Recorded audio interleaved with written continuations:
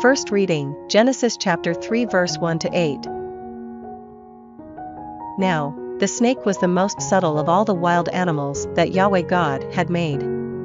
It asked the woman, "Did God really say you were not to eat from any of the trees in the garden?" The woman answered the snake, "We may eat the fruit of the trees in the garden, but of the fruit of the tree in the middle of the garden God said, you must not eat it, nor touch it, under pain of death."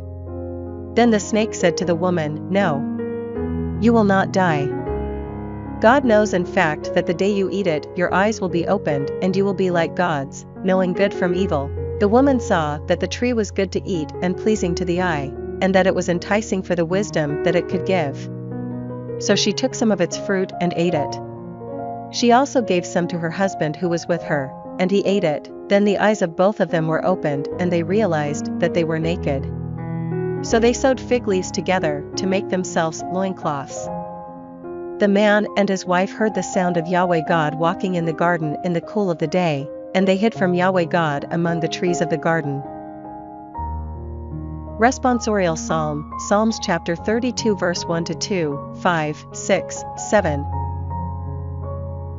Of David poem, How blessed are those whose offense is forgiven, whose sin blotted out. How blessed are those to whom Yahweh imputes no guilt, whose spirit harbors no deceit. I made my sin known to you, did not conceal my guilt.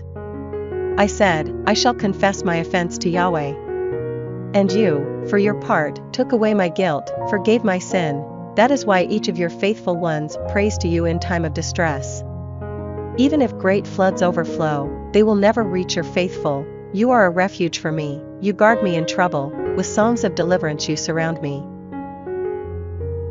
Gospel, Mark chapter 7 verse 31 to 37. Returning from the territory of Tyre, he went by way of Sidon towards the lake of Galilee, right through the Decapolis territory, and they brought him a deaf man who had an impediment in his speech, and they asked him to lay his hand on him. He took him aside to be by themselves, away from the crowd, put his fingers into the man's ears and touched his tongue with spittle.